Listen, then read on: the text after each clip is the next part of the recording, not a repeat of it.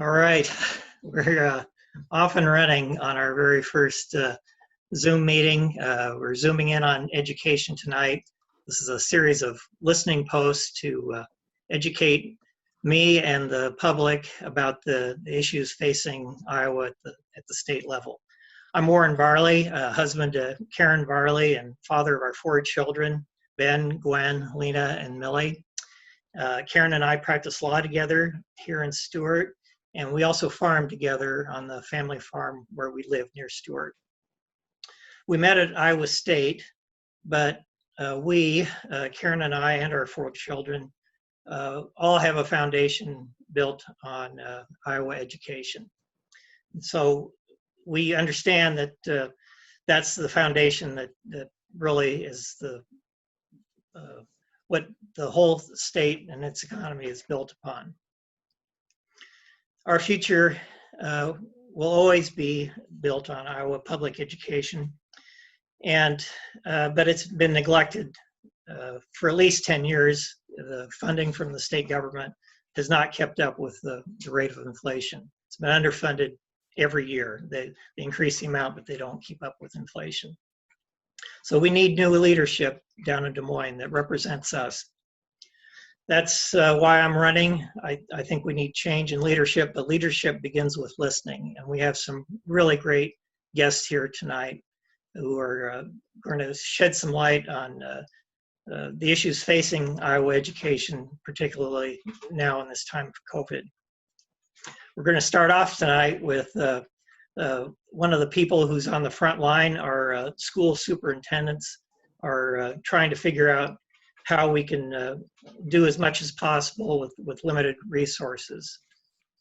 Representing the superintendents, we have Clark Wicks, who's the superintendent at Perry Public High School, and before that was a principal and teacher. So he comes at this from multiple perspectives and has really done well. And we're going to turn it over to Clark here.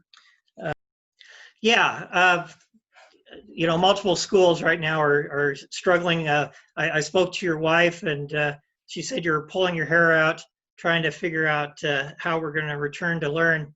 And you, like I, are challenged in that department already. So fill us in a little bit on how that process is going and what the landscape looks like. Well, currently, we just announced on Monday on our return to learn plan, which I would say that it's just a little bit turbulent right now. There is a great deal of fear on each side of whatever people believe as far as what's best for their kids in education. What I mean by that is we came out with an on-site return to learn August 19th.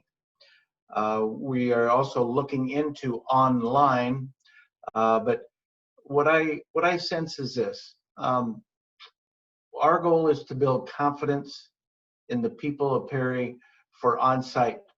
And what we're looking at is safety, making things manageable, and making it reasonable. So we've covered a lot of our safety things. So tomorrow I'm going to have 5 meetings, community meetings, to go over the return to learn plan, questions that people have, letting them know that we are evaluating the online process, and we hope to be able to offer both so that those people that maybe have health issues, are compromised in any way, or extremely fearful, we have an avenue for that. And then everything that I've heard from people up to this point is that we cannot wait for school to get started. We cannot wait to get our kids in school. We didn't think the online was nearly as effective as on-site. So what we're trying to do is balance it and try to nudge people forward and try to do the best that we can. So in a nutshell, we're at the beginning stages. It has been given to the board. It was approved, but now we're going through the next phase, and that is, okay, what do I need to do as a parent? What do I need to do as a community member? And I'm always at a point too where what do I need to do as a superintendent? So we're trying to work everything out, and hopefully after our meetings tomorrow, we'll have a better idea and people have a better understanding and realize Perry is an extremely safe place, but it's going to be a challenge for every school, no question about it. Thank you, Clark. That was a great kickoff. And the COVID-19 and how to deal with that is certainly been foremost in people's minds right now in terms of education. And a big part of what the concern that I'm hearing from parents and others in terms of dealing with the COVID-19 is there's a mental health aspect to the impact of not having the kids in school and the services and resources they get from being at school, but there also could be a negative mental health impact in terms of if we don't do things safely and correctly. We don't want some child having to hear about the funeral of their favorite third grade teacher, or feeling like that they were somehow responsible for bringing COVID-19 home to grandma and the consequences that might have. Our next guest is Kinzee Bryte, and this fall will be Kinzee's 20th year in education.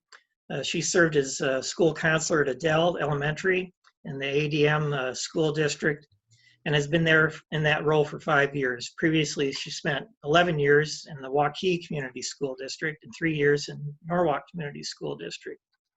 In 2008, she was honored by the Iowa State School Counselors Association as the Iowa Elementary Counselor of the Year. She and her husband, Tim, who own and operates an insurance agency in Adel, have 3 sons, Adam, Trey, and Levi. Kinzee is going to share information about mental health issues in Iowa schools and how they might be addressed better by the legislature. Welcome, Kinzee. Hi, thank you, Warren. I guess I also want to just thank Clark too for the work that you've put in, and I love public schools in Iowa, and I have met many administrators, principals, superintendents, school boards that I don't think are just the most amazing, talented people. And I know that the last few weeks probably have been very taxing on you. And I know personally many administrators that are just so stressed about making good, safe decisions for all of us. So please know that, yeah, there's a lot of the population that supports you, and we believe in you guys, and know that schools are made up of wonderful people. I truly believe that. So thank you. Yeah, I guess my philosophy on the whole mental health issue, and like Warren said, I've been in education for 20 years, but I still think kids are just kids. And some of the biggest mental health struggles that I see relate all the way back to those little primary kids that are in my building and just having worries and having not the best coping skills to deal with all of those worries. And I think from worry stems anxiety and sadness and depression and suicide and substance abuse, disordered eating, all of these health issues that our students are facing. And I really think that what I do is just, start young. And that's why I'm in the age group that I'm in, and just teach those kids that those things are okay. But if we develop healthy coping strategies, some of that mental illness, we can take some good steps towards. Kids worry about a range of emotions and different things. Some of our kids at our schools are worrying about basic needs, and other kids are worried about academic success and achievement, or friendships and social status. So I just think an important thing for us to remember in this time is that the last 5 to 6 months have caused different worries for kids in different ways. We have kids in our communities that their health situations themselves or their families is at a whole new risk level, and that worry might be a lot different than what I worry about as not having an autoimmune disorder.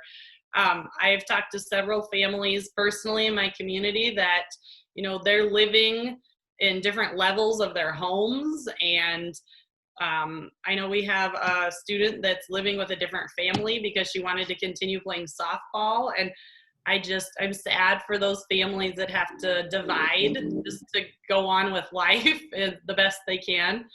But then there's other families I've talked to that worry about their kids' education, and they're not trained to be teachers, and they're trying to homeschool, and that's not fair to them either. And I think it kind of goes to what Clark was saying also about there's just a fear amongst some of our families. There is a fear of sending them to school and a fear of not sending them to school, and the socialization and the separation anxiety. And I think all of that just plays into their mental health, and just allowing teachers to have some tools in their pocket to deal with all those different circumstances, and that we're all just human and deserve grace. I do think that the effects of COVID might indicate some trauma for some of our kids. We don't know what kids have been living with in the last 6 months in their homes. And there's a study in the mental health world that's called ACEs, and ACEs stands for Adverse Childhood Experiences. I read an article lately that said the effects of COVID-19 will be a traumatic event for some of our kids. And trauma in the mental health world equates to kids being constantly in the fight or flight part of their brain. So, think of an anxiety day, an anxious day you've had, and how that just, affects your whole body system, and that some of our kids live in that day in and day out, and how that can affect them mentally and physically. Now, I have heard from some other families on the other side of this mental health issue that school is stressful for them. So that academic rigor and the social aspects of, unfortunately, bullying or different social situations, that this time away from school has been a little relief for them. My personal belief is that kids are just so resilient and flexible that the majority of our youth, school is a great place for them mental health wise. Children thrive on structure and those loving adults that we have in our Iowa public schools. Schools allow a place for them to develop and foster friendships and challenge them at different levels. So I guess I would just support Warren, that I'd like to see our local governments, as you opened with, supporting public schools and all that we do for families and communities. The schools provide so much for our families. I'd also like to see some work done on training, hiring, and retaining quality teachers, school counselors. In the mental health world, a lot of our rural communities don't have access to therapists, and so providing resources for schools to have school-based mental health is really important to me. And then lastly, just like having opportunities for parents to educate themselves on ways to help their families deal with stressful situations in life. So I guess just in closing for my portion, I just want to reiterate that I love Iowa public schools, and I support anybody that supports public schools. And so I just think that schools provide lots of different avenues for our state and the families that live here. Thank you, Kinzee. That was very illuminating and really falls in line with what I'm hearing from people throughout the district and experts across the country. I just want to give a heads up to Justin. Mike isn't able to join us tonight, but fortunately for us, we're going to have another one of these listening posts on education. As we were planning this, it was clear that the bulk of the concern at this point in time, education is an issue that's important to the future of this state, and probably the most important thing that state government does. So we want to give it adequate attention, but really the focus here and now is how are we going to deal with this pandemic. Also on the front line, dealing with answering these questions about how do we address these issues. Our local leaders are really stepping up in the face of a real lack of leadership, both on the federal and state government. And leading the charge has been our school boards, and we're lucky to have with us tonight one of the best. Justin Allen is president of the Johnston Community School District School Board. He supported the community of Johnston and the Johnston Community School District in many ways throughout the years, serving on his neighborhood association board, the Johnston School Foundation, coaching youth sports, and the Johnston mock trial team that went to the state last year, which our kids did mock trial too, and that's no small accomplishment. Kudos. Polk County attorney, he's an assistant Polk County attorney, and his wife Tiffany is a teacher in the Des Moines Public Schools. They have 2 children, Grant and Audrey. Justin will share his reflections on the work of the school board and the challenges of designing a return to learn plan and how the legislature might better support Iowa schools. Justin, take it away. Thank you, Warren. It's my pleasure to be here.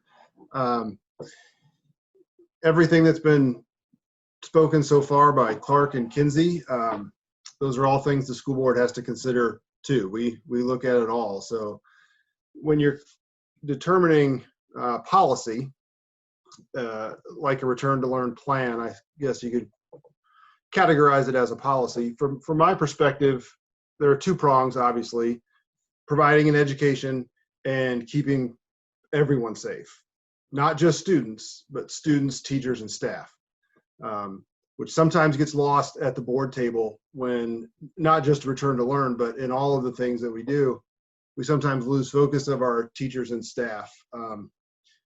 So when I've been looking at what plan we can consider, I guess, we've had a team working all summer considering 3 plans. Obviously, the safest is completely at home. The best education model is everyone back in the building, and then a hybrid, something in the middle. And we considered just about everything imaginable on what to do with some kind of hybrid. And the one that we're now considering is splitting the students into 2 groups. So half of the students will come Monday, Tuesday. Wednesday will be a deep cleaning teacher prep day, and the other half come Thursday, Friday. And you're not only learning 2 days a week. When you're at home, you are also participating online, and depending on your grade, that looks different. But it would be 5 days of learning a week, just 2 days in the building. So those are the 3 things we're considering. When you look at those, health versus safety, it's essentially comes down to a cost benefit analysis, not dollars and cents cost benefit, but risk reward. How much risk are you willing to take on in support of education, and vice versa, including mental health that Kinzee talked about. And there's, we had a great discussion the other night of the mental health of being stuck at home, the impacts of that, the benefits of coming back to school, and also some possible negative experiences for kids coming back to school. A bunch of elementary kids are in face masks and their teacher's in a face mask, and it's full of 30 kids, and all they've heard all summer is how dangerous everything is out in the real world. That's a traumatic experience too. So there, as you can tell, there are so many issues, and no decision that any school board or superintendent makes is a good one. There's just no one can win in this situation right now. It weighs so heavy on my heart that no matter what we decide, and we're scheduled to have a vote August 3rd, no matter what we decide, it will have a negative impact on friends and neighbors that I care about. Not everyone will be happy. So it's hard. We debated I guess I'll tell a story. We debated at our last meeting on Monday, not really debated, discussed. The 3 options were presented. We had a little discussion about it. And so then you can imagine how many emails we've been getting since then. And as Warren mentioned, I do have a full-time job that I'm trying to work too. So, but it's great to hear from people in the community. That just, it often opens our eyes to other issues. And I'll give you an example. Another policy that I didn't really consider when we were talking Monday, as much as I think it does impact people, is childcare, daycare. Like it or not, parents use schools as daycare or a place for their kids to go. And that's justifiable. That it's easy when everything's normal. That's where kids go during the day. We don't have a legal obligation to provide daycare or anything, but it is a factor to consider, especially if we're going to go to online or hybrid. Can we provide services to help parents who also work? What can we do to help them teach at home while they're trying to work? So all factors that we're have to consider when we're making policy. I'm trying to think about it. Oh, and one more, Warren, and this speaks to your lack of leadership, I think, that we've had in the federal level and somewhat on the state level, is that I think local government, all governments, but especially local governments now, have a responsibility to the community, not just the school district, but to the community, to slow or maintain the spread of this virus. And so, when we're considering putting 1,700 high schoolers into one building for 6-7 hours a day, does that meet that responsibility? So those are the things we're debating. Those are kind of the policy issues that we talk about. I'd be happy to answer questions as we get going, but I think I've taken enough time. So turn it back to you, Warren. Thanks. Thank you, Justin. That was wonderful. And I'm glad you clarified that the lack of leadership you were talking about was not from me, but on the state and federal level. I'm going to circle back to Clark, but before I do, I want to urge, we've got great participation here and a lot of experience on the front line doing the valuable job of teaching and taking care of our kids. If any of the people watching would like to submit questions, please put those in the chat. Just click on the chat down at the bottom of the screen and stick those in. And if time allows, we'll answer them today. And then, like I said, if we don't get to them today, we're going to have another one of these listening posts because I'm not going to stop saying it. Educating our kids is the most important thing that we do as a state government. So I really want to make sure that we cover all the bases. So turning back to you, Clark, the job of the superintendent is never easy. You're always trying to balance unlimited needs with very limited resources. And at least for me, looking from the outside, looking in, it doesn't look like the schools have been provided with much, if any, additional resources to deal with this COVID-19 challenge, which if you're looking at giving kids more space, we already have crowded schools. How are you going to do that without spending more money? If you're talking about giving teachers and staff and children personal protective equipment, how are you going to do that without spending additional money? Tell me what sort of discussions and thoughts and how are you rising to meet that challenge? Warren, first off, I want to thank you, and it's refreshing to hear somebody that is looking to be in that leadership position that you are down the road and have a desire to help public schools. It seems like, I'll agree with you 100%. It seems like in the last, probably 10 years, that public schools have taken a hit. They don't seem to be valued as much by people in leadership positions. And we have been extremely strapped. So how are we dealing with it? Well, there's 3 areas that are critical here in Perry as well as every school. Somehow we have to have mitigation of air, try to get as pure air as possible. Protective equipment is absolutely key.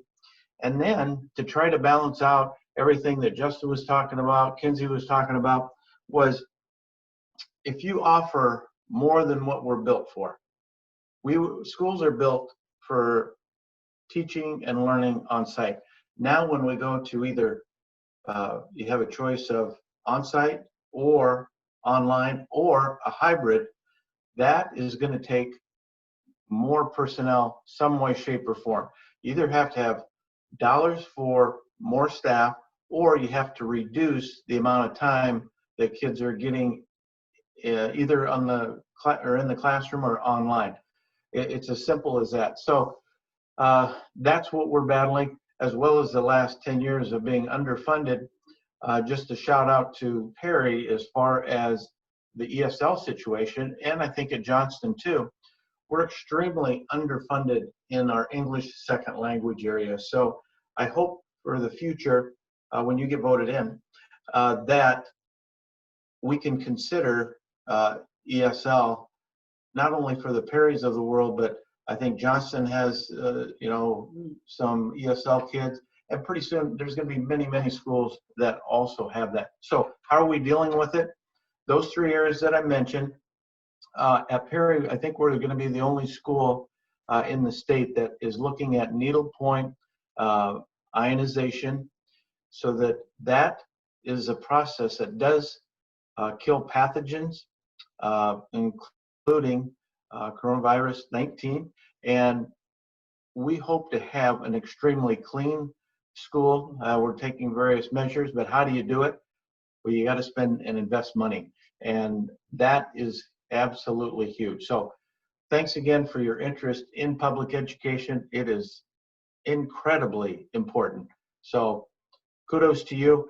That's a little bit about the challenges that all schools have, but we do need to have that air that is pure as possible. The surfaces have to be clean, and then those high traffic areas along with the PPE. So you take all of those right there, we have to consider a great deal of assistance. Boy, that sounds like an impossible dilemma, Clark. I really admire you, and I don't know how you're doing all that without additional resources. I'm going to turn to you, Kinzee. Do schools have enough staff to serve the mental health issues that they face?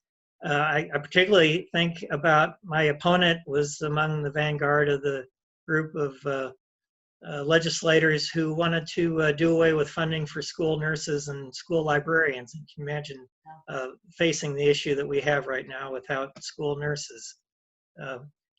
Would you care to speak to that, please, Kinzee? Yeah, absolutely.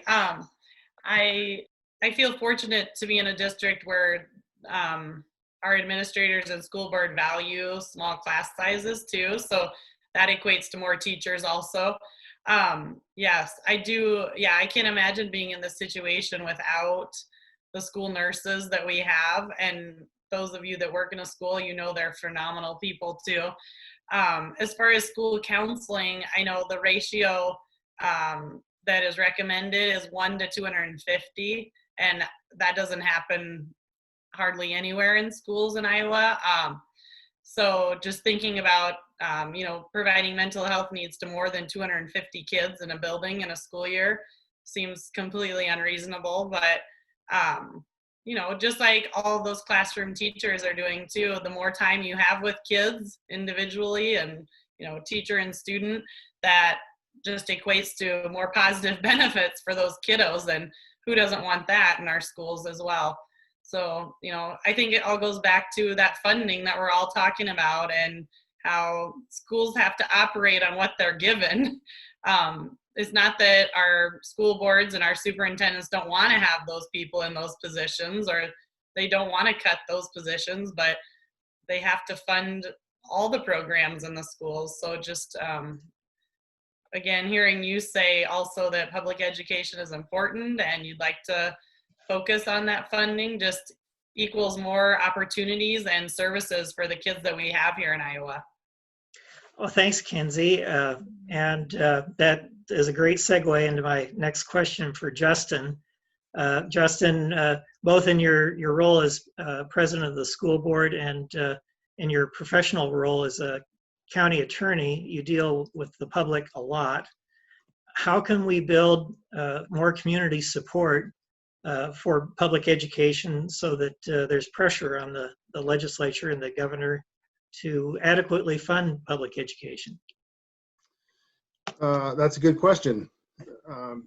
And I might be the wrong district to really dig deep into this. We've been pretty fortunate. I mean, we have a high property value in Johnston, so we're lucky, a lot luckier than most. We have growing tuition or enrollment rather.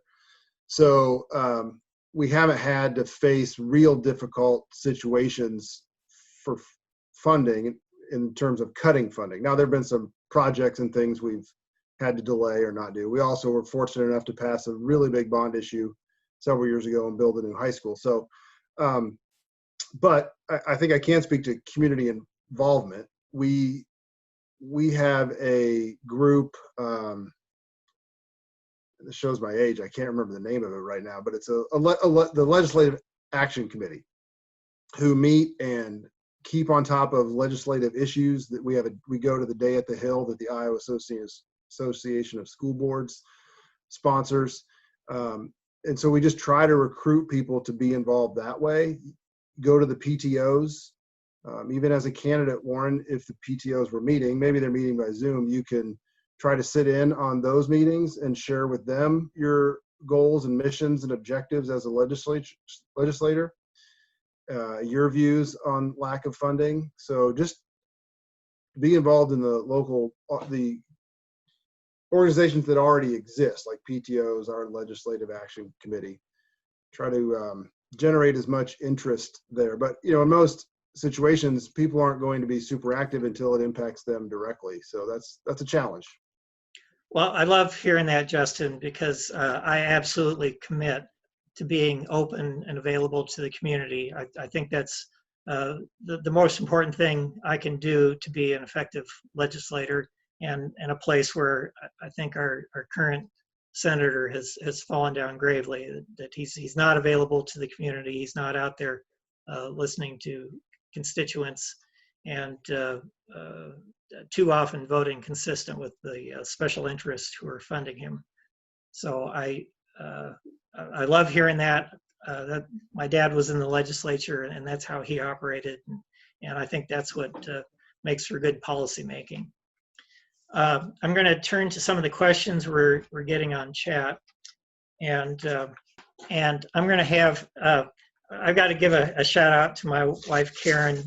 Today is her birthday, and here I am making her try to host a Zoom meeting. Happy birthday, dear.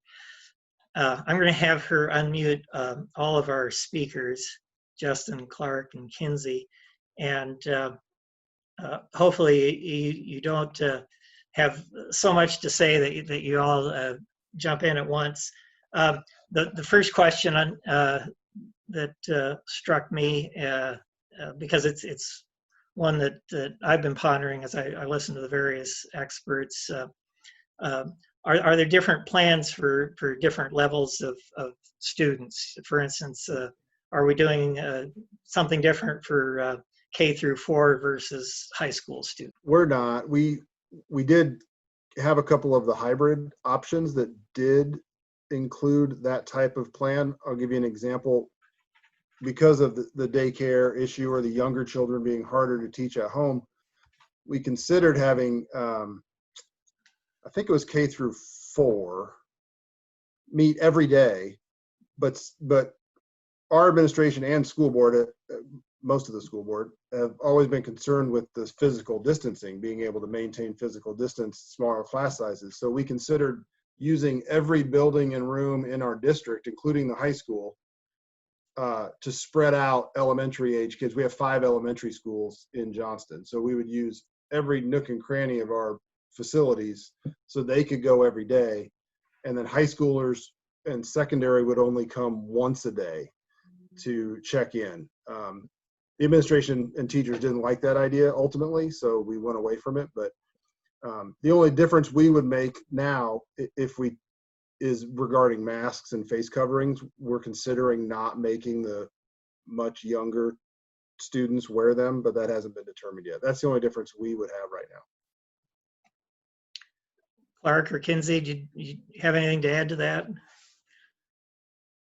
Go ahead, Kinzee. Okay. ADM hasn't made any decisions yet. We have a meeting tomorrow, an all staff virtual meeting, but we've also made all the 3 plans, and discussion that I know has come up is that the teachers in the elementary would like to see kids every day for half days if possible, just so they can have their eyes on them more often, as compared to our secondary staff feel that if the kids could run their full day schedule in one day and then have homework for at home for the next day, and then go back full day. So I think it just varies in developmental needs of the kids too, and what they can handle. We've also had similar discussions that Justin mentioned about different face mask coverings and what that might look like for 5-year-olds, or just how even physical boundaries with little kids that just don't realize that they're closer than 6 feet from their friends. So I think probably all school districts are having those similar conversations. And again, whatever decision is made is not going to make the whole population happy, but just to know that school districts need some grace right now, and that they're doing the best they can to consider all situations and circumstances. Anything to add, Clark? Yep.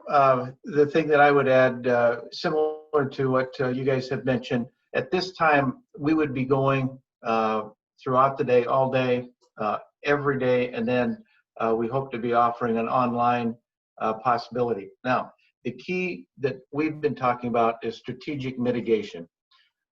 We look at 2 factors, density and duration. Density meaning sometimes when you have a lot of people in a small area, that would be a dense situation, similar to a bus. There, we are going to require a mask to be worn by everybody on a bus. And I know the Department of Education has said we cannot require everyone to wear masks at all times. But my point is the density is very thick right there. The duration that people are on a bus is fairly long. So we will be requiring masks for the buses. Now, for strategic mitigation, you need to look at those extremely dense times. Beginning of the day when people are coming into school, hallways, lunchtime, exiting the school, are very dense times. So that would be a highly encouraged time for masks, maybe not for the younger kids. I just do not see younger kids being able to wear masks all the time. But with that being said, density, duration, strategic mitigation, and then if you do have teachers, Justin, you mentioned, I believe, maybe Kinzee, you did too, we need to be very considerate of our teachers too. People that maybe have grown in wisdom or age, like myself, are more maybe susceptible to the virus. Well, with that, if a teacher says, hey kids, here's the situation, I need you to wear masks, I have a certain condition, so please help, and let's make sure we respect each other. Teachers can be able to require or highly encourage those kids to cooperate at that time. You know, we're gonna have to work through that one. But just to review, strategic mitigation is absolutely the key, a high encouragement of masks. Other times it is gonna be required, like I said, on the bus. We are considering possibly shortening the day so that we can teach on site, and then the latter part of the day, we would do some of the online if our board approves the online piece that we're considering right now. So you're right. You're not going to make everybody happy. Our goal is that we keep an eye on the target, and that is how can we provide the best education possible on site and then potentially online. Warren, if I could. Yeah, go ahead, Justin. Sorry, I want to clarify. I think I failed to mention that our on-site plan also includes an option to stay home for state allowed reasons. But Kinzee mentioned halftime, and that was a plan we mentioned or discussed, and I think it would be highly effective if you could split your classes in half and go every day half day. But that would be twice the cost of busing. Right. And without help from the state, that's impossible. So Warren, when you're in office for our next pandemic, remember that you know, it would be nice if the state would come down and say, here's a possible solution, everyone can get in school, and we're going to help you do it. But we just haven't seen any of that. Yeah. Well, thanks. I can completely relate. My sister-in-law is a kindergarten teacher, and her comment to me was, you can't teach a kindergartner to tie his shoes remotely. So the next question I'd like to go to is for Clark and Justin. Are districts allowed to inform parents if there's a confirmed COVID case in their child's classroom? I see Clark's on mute, so I'll talk while he's on mute. That's a good question. I don't know exactly. I know we can't tell the name of the student, but we would take action if there was a positive case in a classroom. And let's say, for example, we're in the hybrid, so it's only half of that class. That also allows us to isolate and mitigate easier than everyone being back in school. So we would probably quarantine that entire class. So they would know it. I mean, they would know the reason they all of a sudden have to go online for 14 days. So yeah, we could, I think we're allowed to tell them that that has happened and this is why we're doing this, but not who it was. I would agree, Justin, and also that's a good idea for half days. We had considered that, but to be able to spread out and yet still get a consistent day-to-day operation, but that would double some of the funding or the expenses, I should say. As far as the COVID-19 confirmed case, in following the protocol of our Dallas County Public Health, we need to let people know, not the person, like Justin said, but and the people that what they say are within 6 feet for a 15-minute duration. Well, therein lies the difficulty with contact tracing, because if you have a kindergarten, just about everybody's within 6 feet for usually 15 minutes. So that would probably be similar to what some of the softball and baseball people are experiencing, and it probably would be a classroom. High school would be very difficult too, because there you don't have the cohort groups like you do at the elementary. And you have some people that are together in English or maybe in a science and then maybe in chemistry or PE. So that becomes very difficult. And I know that is probably the most difficult challenge that we're going to be able to face is when there is a case. We know that there is going to be a case. Need to follow the protocol, and I hope what people can do is still react with confidence and know that we're going to be doing the right thing and being transparent and build that trust. Well, speaking of building trust, that leads right into the next question from Angie, which I'm going to kind of paraphrase. Clark, you talked about the protocols. It would seem to me that you're going to have to educate the parents and the public about how these various things are going to be handled, and the official start of school is not that far off. How do you envision educating the public about these protocols that I'm sure you're still at this point working very hard to develop? Correct. We still are working on those. We're working closely with our nurses and public health. And what we're looking to do is do a strong level of communication with interviews with our nurses. And I plan to do not only interviews with them, but then also our administrators, as well as some teachers, as far as what do we do when, and give various examples where protocol is going to have to come into play in communication. The other thing that we're going to try to do a great deal of is communicate via our Facebook, our district webpage, and so on, as far as the different mitigation implementations that we're doing right now. So protocols via the interviews, and then of course we have various media outlets that I think would be able to help us out with that, but it will be an extreme challenge. My hope is that we can get in school for at least a month before this thing really breaks out, because we still have to do a great deal of teaching on how to get everybody connected, which, by the way, Warren, our biggest challenge will be connectivity to the internet. Right. And that is going to be extremely expensive. But anyway, we're working on that piece. So protocol, a lot of teaching, as well as trying to teach with the online piece so that we're very effective with that. Kinzee, did you have anything to add to that? I I was just gonna say, the thing I think about is just those new families in my building. There's some families that this is their first experience with education, and just having those devices. Some of our families don't have devices at home, so getting those devices in their hands and showing them. We use Seesaw a lot as a way. I know Google Classroom has used different forms of, making that virtual learning happen. And so just like Clark was saying, just having that time is so precious to get the kids in there and to not only get them started, but also to educate those new families that are new to education anyway, because their kids are just in school. And yeah, I think that at ADM, there are definitely plans for when a student or a teacher has a positive test, and how that's communicated to the other people that they've been around.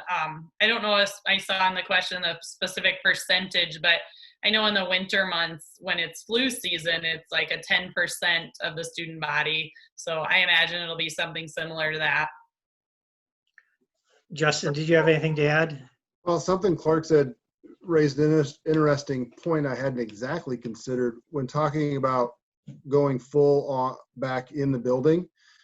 We had some board members say at the discussion that it doesn't matter if we pick that one or hybrid, we're going to end up completely online eventually anyway.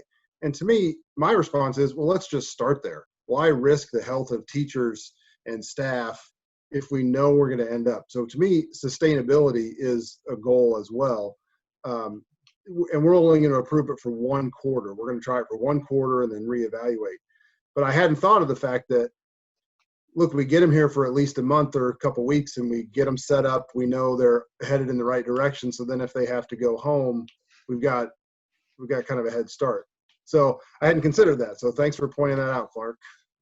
Well, give us 2 weeks, please. And then we can try to get that. We can both get on started, because can you imagine kindergarten, first, second, as well as other grades, but those poor little guys and their parents trying to get on the computer where it has, and they're very adept, I realize, but there still is a few steps to getting to the Seesaw.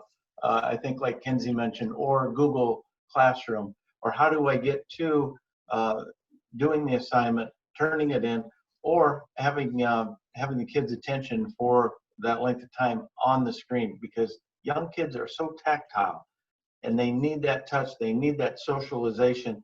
So I guess we're going to just have to learn to adapt. I think Kinzee said those kids are very adaptable, and they are, but it will be difficult. So, yeah.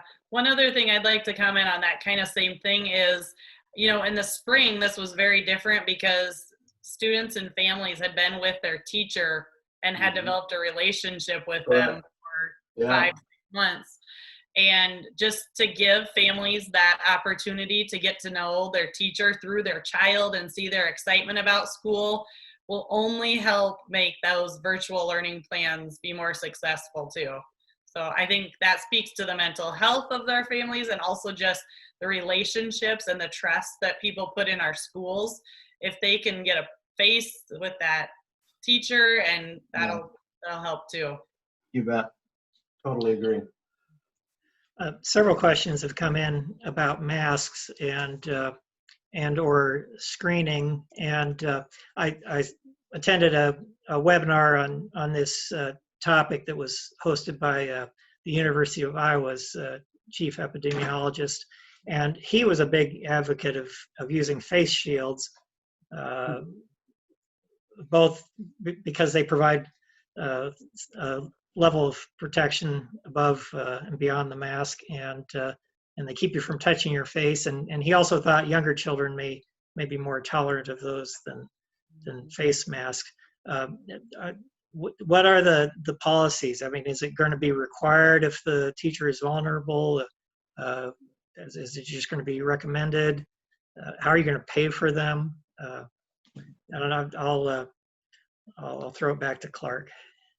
Well, just real quick on face shields, we just had some come in today, by the way, and there's 2 different kinds. Some that land maybe on the upper chin, and then others that are a little bit lower. They say that the ones that are a little bit lower do not have to have the mask worn with them.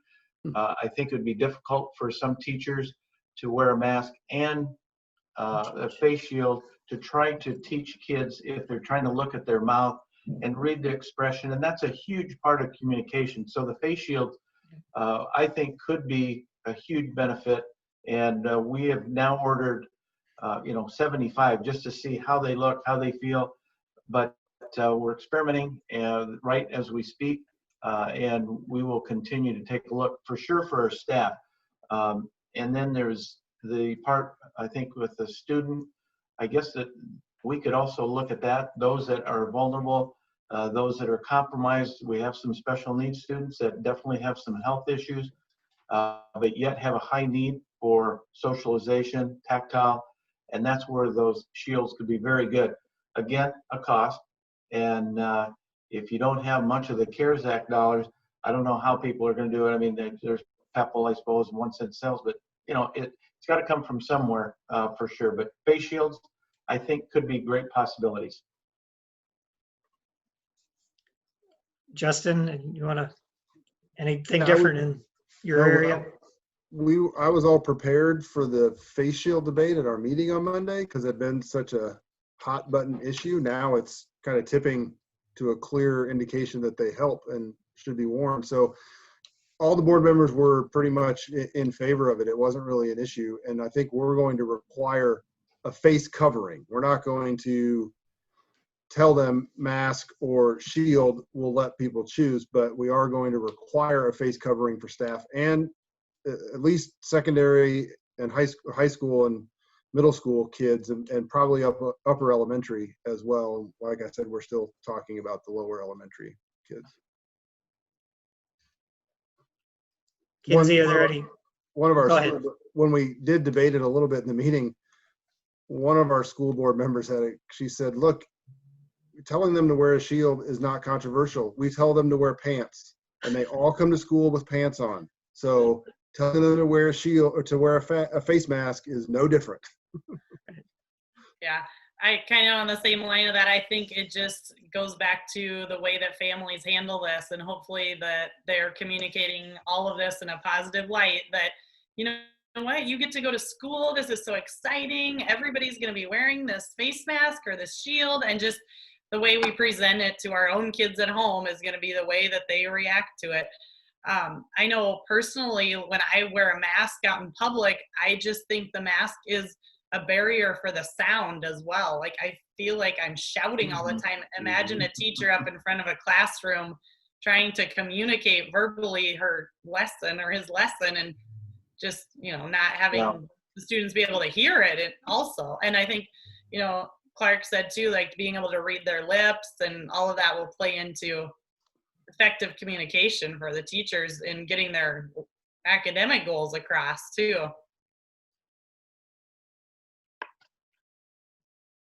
I don't want to end on a down note, but I do want to talk about funding a little bit. We've heard from numerous people that, and here tonight, that there are issues that require spending money, and we're not getting any additional money from the state, and very little, it would seem, in terms of policy guidance. I'm really impressed with the way ideas are bubbling up here at this event, and obviously in your individual school districts. But how do we continue to provide high-level education while incurring these costs just to make everybody safe, students, staff, teachers, parents, members of the community, and still provide high-quality education? And I know it sounds like, if these issues were easy to solve, we wouldn't have to have meetings like this about it. But I was gonna say, I'm not an expert on school funding, but it's just like your family budget. You only have an amount of money, and if you have to make choices about where it's spent. And so I think that, that's what's going to happen in school districts. There's just going to be choices that are made, and families that are going to go vote, consider that when your child's programming that you cherish and they love to be a part of, if that's something that isn't funded, I mean, I think that's where it all goes to. You just have to be supportive of those elected officials that support public schools and the funding for them.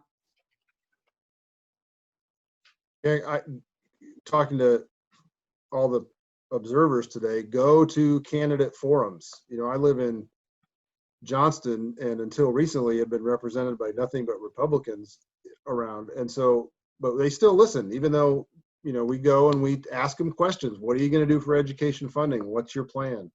Go to a day on the Hill with some organization and lobby them down there. Just email them. You know, stay active if you care about it.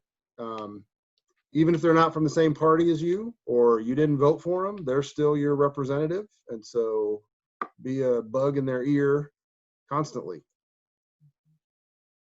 Kinzee's had a good point about your family budget. I would only add the difference is it's like a family budget. If dad's income could only be spent on teachers, mom's income could only be spent on food, and your teenager's part-time job could only be spent on buildings. You know, it's like Point.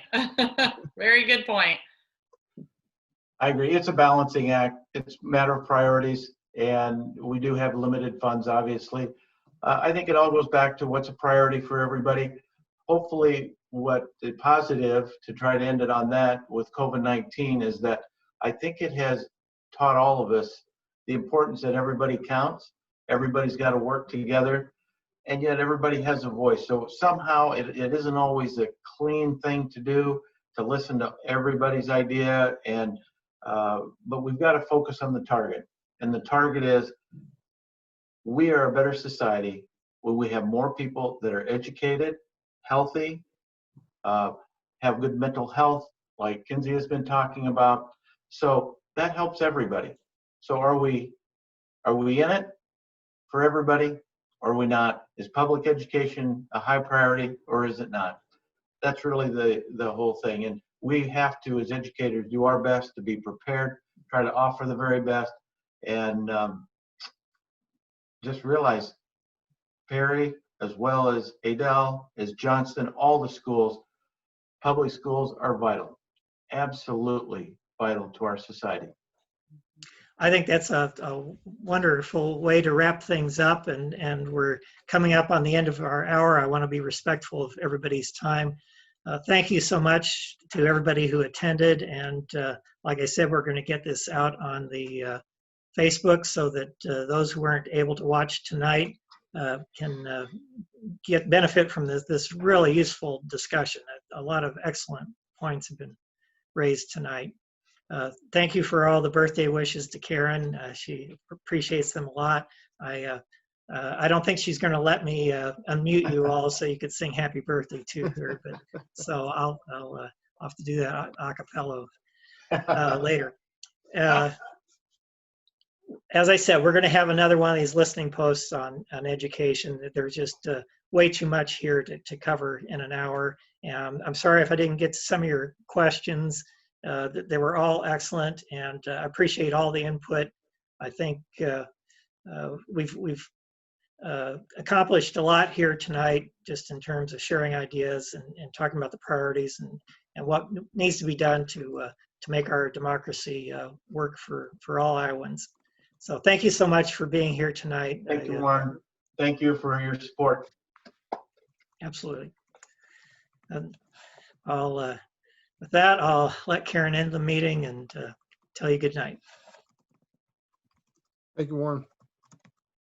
Thank you.